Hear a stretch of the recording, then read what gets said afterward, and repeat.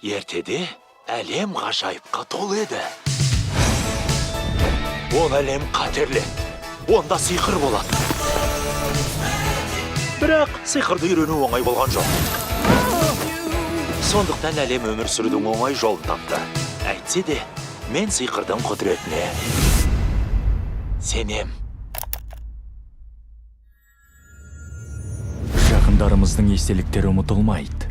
Әкелерің мынаны екеуіңде 16-дан асқанда берсін деген. Бұл сиқыршының заты ғой. Әкем сиқыршы ма? Не? Оларды қайта көру үшін не істер едіңіз? Құлындарым Йен мен Барли. Мені бір күнге кері қайтаратын дұғаны табу үшін сендерді сапарға жіберемін. Ұлдарымның азамат болғанын көру үшін. Кері қайту болғанда тірілу ме? Бұл мүмкін емес. Мүмкін. Мына мен. Мен әкемді көрем бе? Ойыншықтар хикаясы, супер отбасы, Коконың құпия сөндірушілерінен. Әкемізді қайта тірілту үшін бірақ күніміз бар. Бірақ мен сиқырды білмеймін ғой. Саған жаттығу керек. Иегің жоғары, қолды көтер, талтайып тұр. Бүкірейме. Қорқпа. Мен қорқып тұрған жоқпын. Қорқпа. Қойшей! Барли?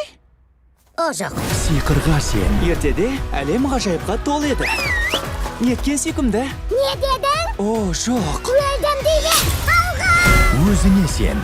Бойымызда әлі де сиқыр қалды деп сенгім келеді. Бәріміздің. Бізге керегі сен жүріп өте алатындай сиқырлы көпір жасайтын дұға. Көпірдің бар екеніне сенсең, ол ғайыптан пайда болады. Сен өте аласың.